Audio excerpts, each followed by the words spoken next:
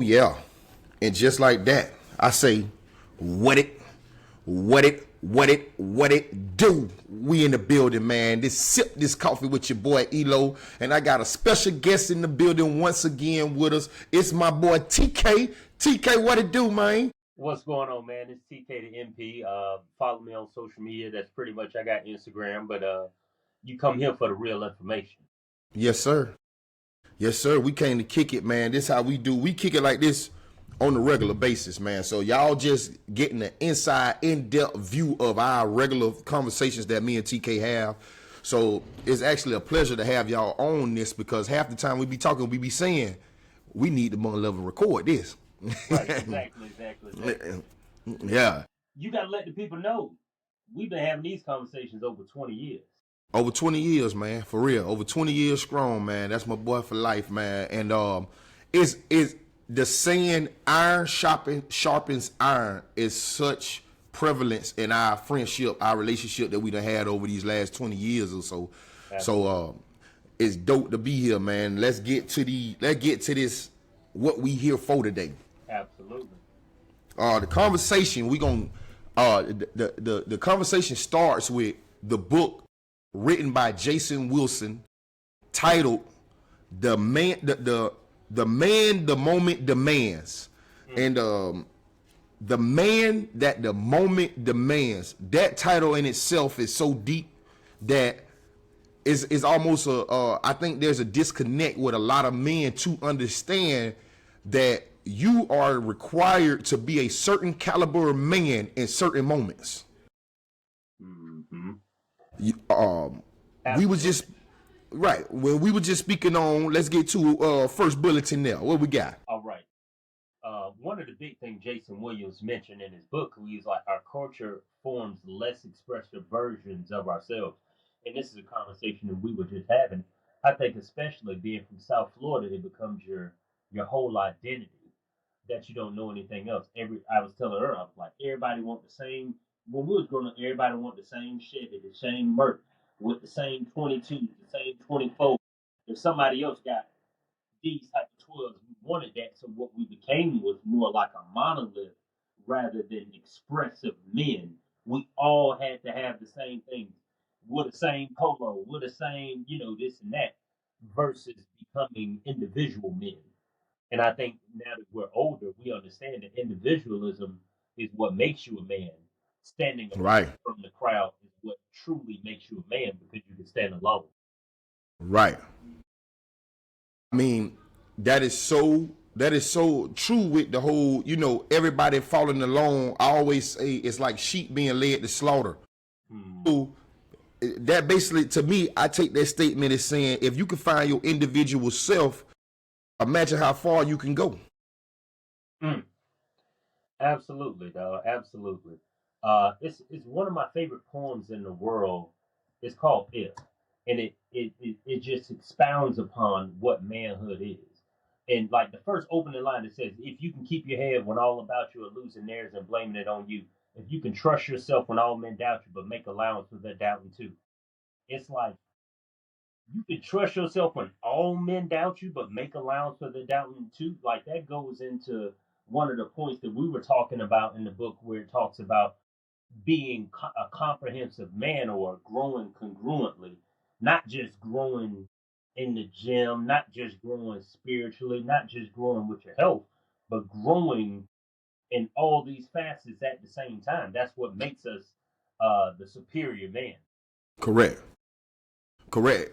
Because when you the head of your household, when you the man, I said this earlier, and I posted it, and I said when once a certain age, you are considered a man, and once you are considered a man, you supposed to be able to be put in the role of leadership.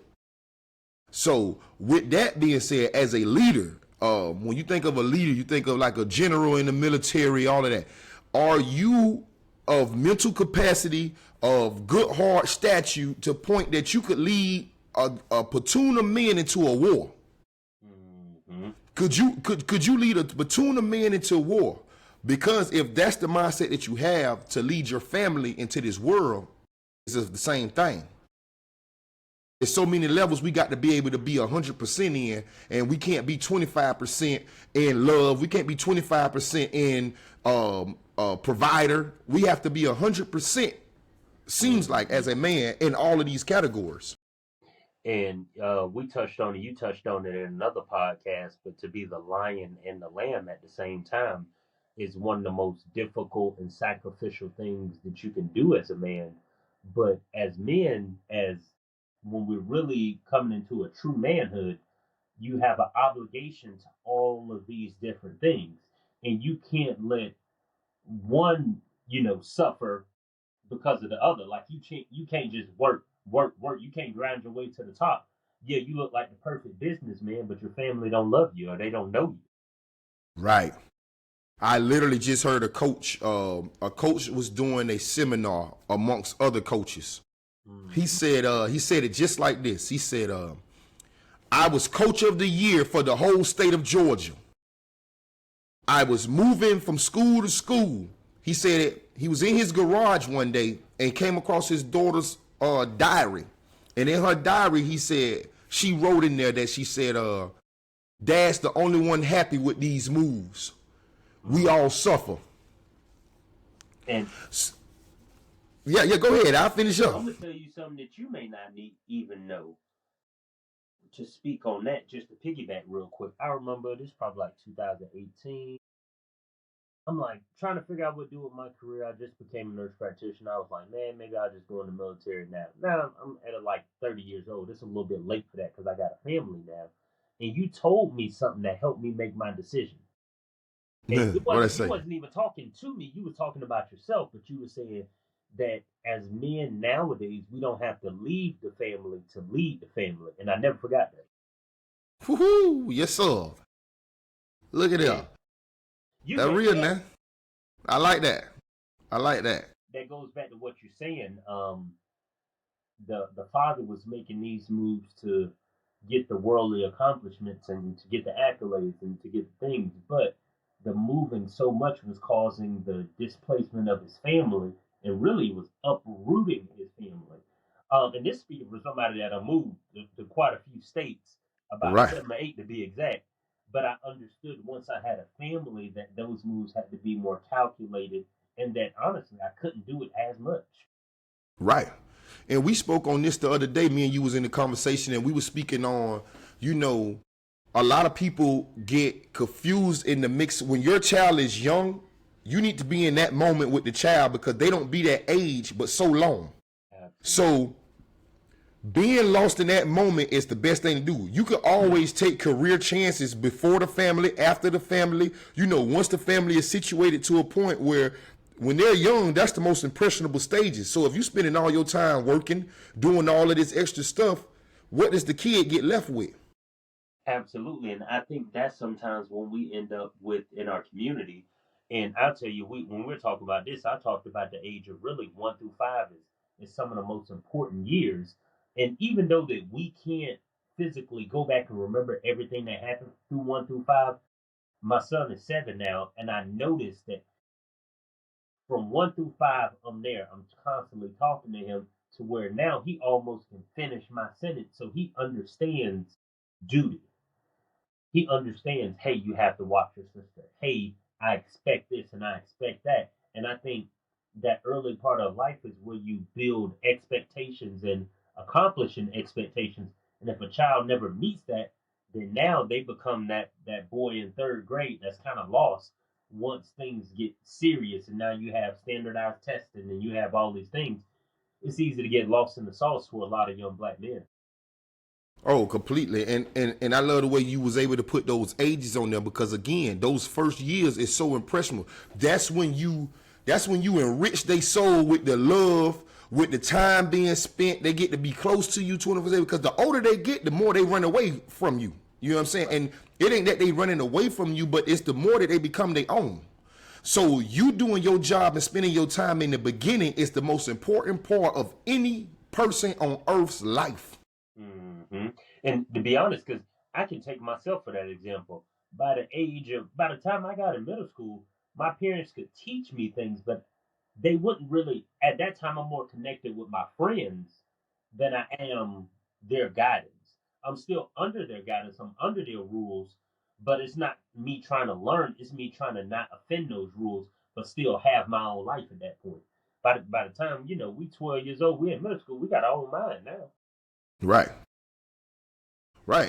And you're being surrounded by people that's being surrounded by things that's happening to them in and out of school in different atmospheres and everything. So they coming with a different type of knowledge that they teaching your kid. Right, right. And as kids, a lot of times we don't understand or we don't know how to filter good versus bad knowledge. Right. We just know this my friend and this what they're gonna do. But let me tell you something I did. Well, and me too. Jeffrey But it goes play. Hey, but it go back to what you said in the beginning, where I forgot how you worded it properly, but when you were saying we have that mindset to go along with what's everybody doing. Everybody want that Chevy on 24s with the same flip flop coat. You know what I'm saying? And that's the age where you see that the most. At that age, everybody want the Chevy on 24s, spinner reels, Latrell spree reel when we was in school. You know what I'm saying? You know what I'm saying? So it's like, And that ties into our visual of what we believe success is. And the word I used was monolith, meaning like all the same. Like you like, man, if I don't get that Chevy, man, I ain't got it. If I don't get this, I ain't got it. Me personally, once I got out and was able to leave Florida and travel the world, I found out that success is really whatever you wanted it to be. It's whatever correct. car you wanted to be, whatever thing you wanted to be. And of course, as we became fathers, you before I, you helped teach me that like, no, this is the most important thing that I have. Yes, sir. This is what I'm resting my life on. This is what I'm building my life on. And I think as men, when we challenge each other in that way, we're hope actually building a community, you know, to maybe express to a friend that doesn't get a chance to see their child to be like, all right, well, I don't want to go hang out with you in the club. Let me go fishing when you got your son done. When you Right. got your daughter, let's go to Chuck E. Cheese. Let's do that. Let's normalize these things. And I feel like we need to normalize black men doing activities with their children. Sometimes you Correct. know, we mid-30s, we like, oh man, let's just go out and hang with us, which is cool. But then that turns into every weekend. And then even if you still have a man in the house, he's still always leaving the house for his pleasure. Correct. And and it's back to what I was saying a minute ago. The kid's only young for so long. Yeah. So it's stages of life. So in this stage of life, I'm a parent. In this stage of life, I'm a providing parent. So therefore, I must go to work 24/7. But excuse me, I do understand that in my 40s, both of my kids will be old enough that I can get to the just hanging out. Hey, boy, you coming in town? Bet. Let's go hit the bar. Yeah. You know what I'm saying? But if you don't handle your business and you don't raise your family correctly, your time in the bar when you older is going to be stressful. You're going to be there having a drink for a different reason than what you should be having a drink for. Mm-hmm. You're going to be drinking because you stressed out and you worried about your child. But if you go and do what you're supposed to do now, spend this time with your kids, you're going to be having celebratory drinks at that bar when you in your 40s. And that's what I'm looking forward to. Absolutely. And as we pivot off into the provider, that topic itself is just so wide because there's so much in being a provider. And the one thing I want to pivot the conversation and talk about is that when a man is doing all of these things that we're talking about, they're home every day, they're tucking the kids in, they're dropping the kids off to school. We also have to remember that we need rest. And I think that's the biggest thing that a provider misses a lot of times. Of course, me, you know. Yes. It's easy for me to talk about it, but it's so hard for me to actually do it. Right. Right. And it's 100% true. And that's another thing, key point. We had that conversation the other day over the Jason Wilson's video that he dropped. And and I love why he said in the book when he said, when a man says that he's tired, it doesn't mean that he's done. He actually means that he needs rest. You always having to perform at 100% in all the categories. Let's just say it's 10 categories as a dad, as a provider, head of the household. You have to perform at 100% in all those categories all the time. At some point, you're going to need to recharge. Absolutely. And I think sometimes the mental burden of the provider as provider to provider. Sometimes you have to tell the other person, nah, it's okay. Nah, no, you need to take a rest. You Because need to take a all rest. we listen to ourselves, but we can listen to a peer that is saying the same thing. Right. And Right. And go ahead. go ahead. Oh, bro, we can go into the topic where he said being a performer over being a lover. Mm. When you turn into a performer, you can be doing everything right, but still there's unrest around. Man, look at here, man. That's a whole nother ball game right there. That's a whole nother ball game. Because guess what? You could be at work all day performing, making the money, right? You could be getting flowers sent to the house. You get all this stuff here. But if you not there to be being the lover or spending that time, that quality QT, you still gonna have major problems. Absolutely. It's like this book, Superior Way of Man, not to jump from book to book, but it talked about the man went to work, played the lotto, in the city. A lot of people going to stop and play the lotto before they go home, right? Right. Played the lotto and won, but in the beginning of his day, his wife asked him to get milk. He was so excited about winning the ticket that he forgot the milk. And when he got home, he was like, "Hey, I won the lotto." And she's like, "Hey, did you remember the milk?" And he was upset, but the milk really wasn't the milk. It's almost like, "Hey, did you forget my instructions? Did you forget the care? Did you forget the love?" And sometimes we just worried about that home run so much that it's like, all right, well, I did everything. I went to work. I made the money. I did all this. And you know what men say a lot of times too? I said too, I feel like I'm not doing enough. Right. And when we get to that point, sometimes it's not always everybody else around us. Sometimes that's that key to be like, maybe you need rest. Right. Because you know that you are doing enough, but maybe you need rest. And that's the biggest thing that we talk about a lot more now is just being able to rest in it. Oh yeah. Oh yeah. And I think within us too, we're able to speak on rest more because we know that we're doing what we're supposed to be doing. That's because we done made the game plans and we see that we're executing these points. Some men need to make the game plan, get to executing them points, then think about rest. Absolutely. Like you said, that's only when you know that you're protected in that comprehensiveness, like I am doing all the things. Then you get that I think it was chapter 2 of Jason Williams book when he's talking about reflect, release, reset. Then you can get to that point. Correct. And a minute ago, when you named the other book, Superior Man, I love that you mentioned that because if it's a young man that's watching this right now, a young lady with a son, don't know what to do with them, these are some books you should go out and purchase for your kids now. And we got plenty more that we can let you know about for your sons or for your significant other or for you. If you are a man who's watching this, The Way of a Superior Man is a very entailed book that is good for any man, especially trying to be in a position of power. Jason Wilson has 3 books. So this last book is just his last book that he just dropped, but he has 3 books, man, that you should really get out there and go and check out for sure. Yeah. And I find it ironic that I think it was in the first book or the second book, his grandfather lived in Fort Pierce. Was that? Yes, sir. Yes, Yeah. sir. And the same bridge that we run was the same bridge that we weren't allowed to fish on. Correct. The same bridge that we grew up working out on is the same bridge that we, weren't able to express ourselves on. So I found that to be ironic in Jason Williams' book. So anybody from the city, I think you would also find that pretty just interesting. Just hearing the name Fort Pierce in a book.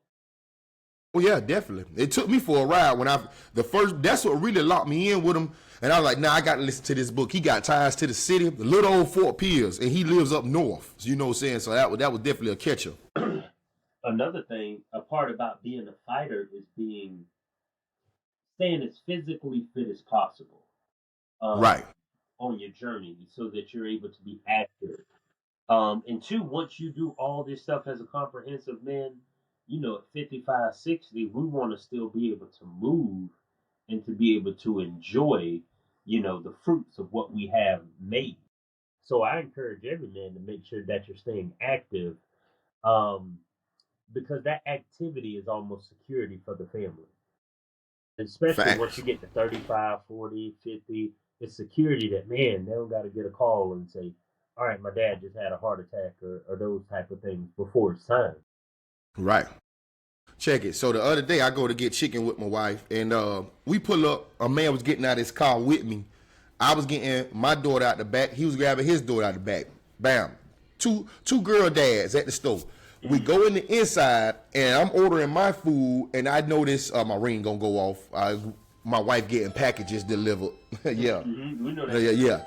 Yeah. So y'all know that sound. Yeah. But we're ordering the chicken. I hear him say, "Baby girl, get back over here, because if somebody snatch you, I can't catch them." Ooh. And what you just said came identical to my mind, because it's a conversation we always have. As a girl dad, you telling me, I don't care if you don't have a sport bone in your body. I don't care if you ever played sports, worked out, any of that. Once you have a daughter, we have to come up with some type of form of defense, my brother. We have to come up with some type of form of shape that we can be able to take care of these little princesses. Because we're living in the world of human trafficking. We're living in the world where these guys, you mess around with these young guys are come size you up. They're going to come and see if you able-bodied enough to do something with them if they do something to your daughter. Yeah. So as a man, you got to present yourself as if Will Smith and Martin Lawrence did on Bad Boys for his daughter, as if 50 Cent did on the movie when he had all his partners in the garage when they working that. We got to put some type of form of intimidation down, and I'm going to be able to move a little bit with it. Speaking of those two movies, we doing both of those. I already know. We both doing it. Yes, sir. Yes, sir. Listen, I'm going to go ahead and tell you now, I'm Will Smith off of Bad Boy. I'm cocking the fire now. Look, homie, what you doing here? Yeah. What you doing up in this thing here, not for her? Yeah, dog, that's been one of my dreams, actually. Hey, listen. If I'm have a tank top on, ready. What's up? Hey, prom in at 9. She better be in my door at 9:15, sir. We already know. No dinners, no IHOP. Well, that's what we used to do. I don't know what they do now. Hey, come to the crib. I'm going to cook on the back patio for y'all. As soon as you get back, it's a whole party. Yeah, we're going to party here for the after party and make sure she go to her room. Yeah. Yeah, we already know, dog. But yeah, that's the part. And Jason Williams mentioned it. This is something that I do. Of course, I don't think everybody gonna do it, but I'm a little crazy, so I cold plunge. And the benefits of cold plunge were just as much physical as they were mental. Because the first day, I think I sent you a video. The first day I got in, the first day it took me 15 minutes to get in, just mentally, like, oh, it's about to be cold. It's about to be cold. And once I got into it over that month, I was down to basically about 2 minutes to get in. I ain't gonna say I was just wiping crust out my eyes and jumping in. Right. It was I knew that, hey, I put pressure on myself. Don't take too long to get in. Because once I would get in, man, this less than 32 degrees. I gotta break the ice to get in. And it's cold as heck, man. I'm talking about, don't get no cola. But after about a minute and 15 seconds, guess what? You don't even get no cola. You just cold. So you've mentally won the battle at that point. All I got to do is stand up for the rest of the 3 minutes. I play my Bob Marley, Three Little Birds. Hey, that's 3 minutes right on the dot. Right. Don't worry about a thing. Every little thing's gonna be all right. Everything's gonna be all right, huh? I listened to that song, probably about 100 times by now. But one of the beauty things about going back to nurturing a child, I used to play Bob Marley nursery rhymes for my son. Mind you, he's less than 3 months old. But to this day, if I put on Bob Marley, he gonna start singing. You know him. Yeah, but that's that nurturing. That's the little things that you add before you even realize that they're paying attention or that they have the mental ability to get this stuff and hold on to it. Right. Hey, if you don't mind reading that quote from that song that you had talked about, and we elaborate on that a little bit here. That's powerful, man. Yeah, man. Springville, they got a song called PTSD, a dude, DeAndre Hitchcock. One of the biggest things he said is a lot of dead people living through me, not in the literal, most of dead because they ain't follow their dreams. That's one of the biggest things to me. Like, you know, sometimes people gonna come to you, dog, and they go like, "Dang, Earl, man, I see what you're doing." People that were in the same position 20 years ago, and 20 years ago, I ain't gonna say you was causing no trouble, but you weren't following Huh? no We, rules. you know what I'm saying? But they see you now, and they like, "Dang, I could have been that. Dang, I could have did this. Dang, I could have did that." But they ain't follow their dream. Correct. And what I see too is plus age limit. I don't know what the age limit is now, but most of the time, by the time a person is 25 and that brain gets done developing, if they haven't learned how to fight through adversity, I find it rare that men learn to fight through adversity after that. They kind of are who they are. That's true. But once you become a fighter, oh man, it's already in you. You could take it Exactly. to me tomorrow. I'm gonna fight to the top again. Exactly. Exactly. First off, DeAndre Hitchcock, that's one of the top lyricists. That's one of the guys I feel like don't get his due diligence because of him putting bars out like that. You know what I'm saying? Like that bar was so deep. And it brings me back to the statement about when you're on your deathbed and you in the hospital and the ghost comes circle you, are there going to be dreams and things that you were supposed to be doing saying, man, I came to you and you the only person that could have brought me alive? Are you doing what you're supposed to be doing out here? And early in school, I told a story from my incarceration times. I remember going in front of the judge, and the guy that was before me was a older white gentleman in the judge. Now, so in my eyes, he got a better chance than me at everything going on. So the judge simply asked this man. He gave his story of he goes to work, he go home, he don't bother nobody.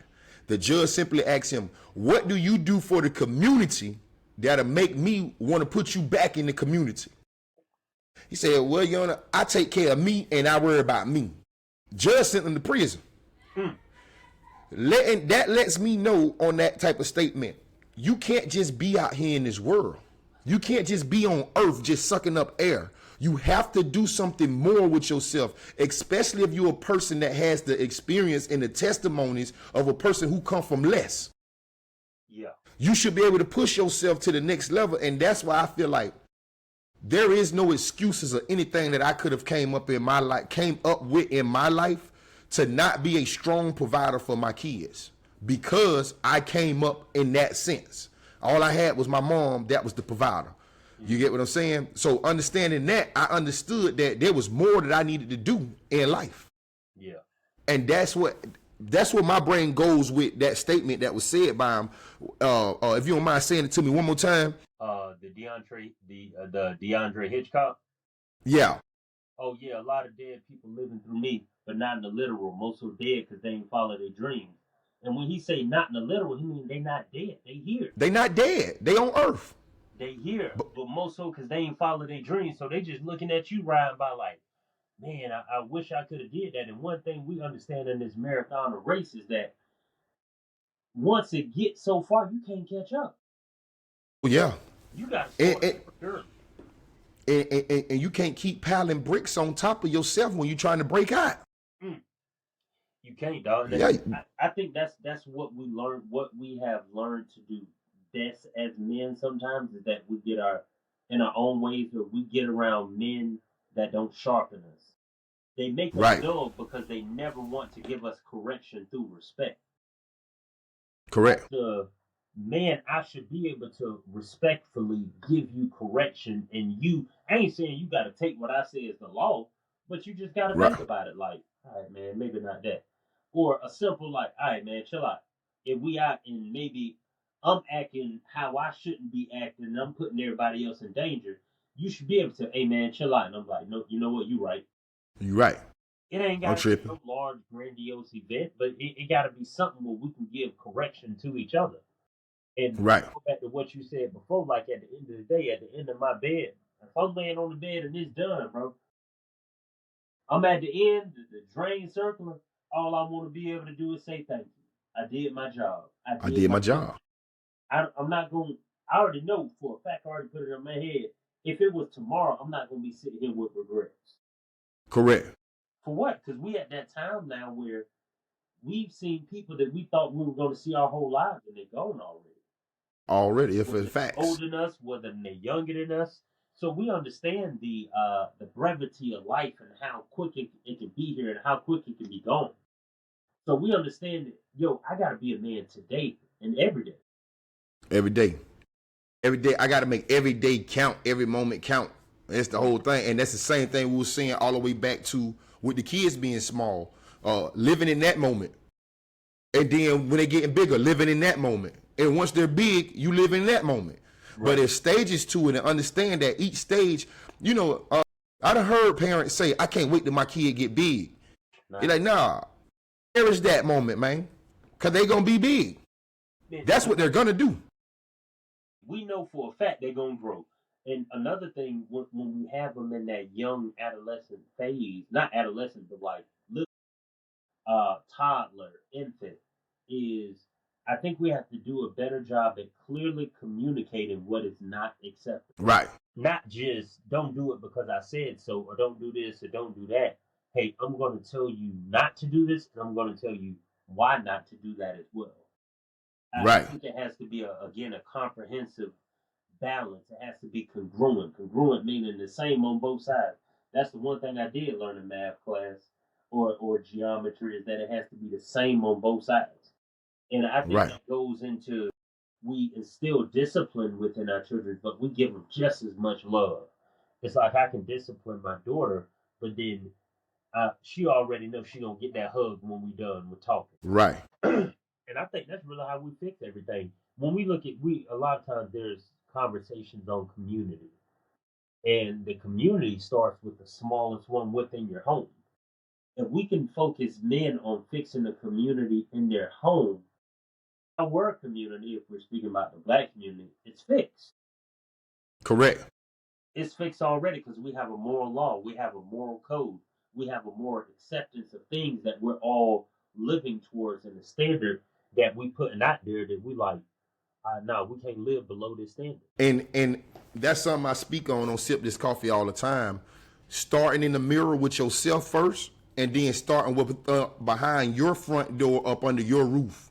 If each one of us teach our own kids within our household what's right, it goes back to what we always say. The best thing a man can do for the community is raise his kids properly to not be a problem to the community. Absolutely. You got it there, but and two, of course, we're not here to tear down anybody. We're here to build brothers up, but we have to be able to let somebody right now listening to this has a friend that they know is not living up to that creed. And we have to live up to that creed. We have to live up to that. Oh, you kind of breaking up a little bit there. I'm back. Let me know. Huh? I'm back. Can you hear me? I hear you now. Okay. What I was saying was that we have to be able to live up to that creed and standard as men, even in the community. Nah, it don't went. It's backing up bad. All right, we're gonna have to cut this part out. Your camera done froze and everything. All right, am I back on? What we'll do is what we gonna do today is we gonna come back. We having a little technical difficulties, and what we could do is pick up a part 2 and come back with it, because this episode been so great that we got to wrap it up the proper way with it. You know what I'm saying? You there, T? Yeah, I'm here. Can you hear me? Yeah, make sure you have a stable internet. Yeah, it done went crazy on me. So that's what we're going to do. We're going to wrap this episode up, and we're going to come back with another episode or part 2 to this episode. And gentlemen out there, man, y'all want to tune in to these type of topics, these type of conversations, just reach out, man. We can get y'all on the line too. It's been a beautiful conversation, like I said. So, hey, we're going to do it like this here. Like we always say, put a smile on your face so you can put a smile on somebody else's face, and we can make the community a better place. I know we are abruptly ending this one because we having some technical difficulties right now, and I pray it all prays out so that we can drop this episode tonight. But y'all stay tuned, and we will be back. One finger, two finger, peace.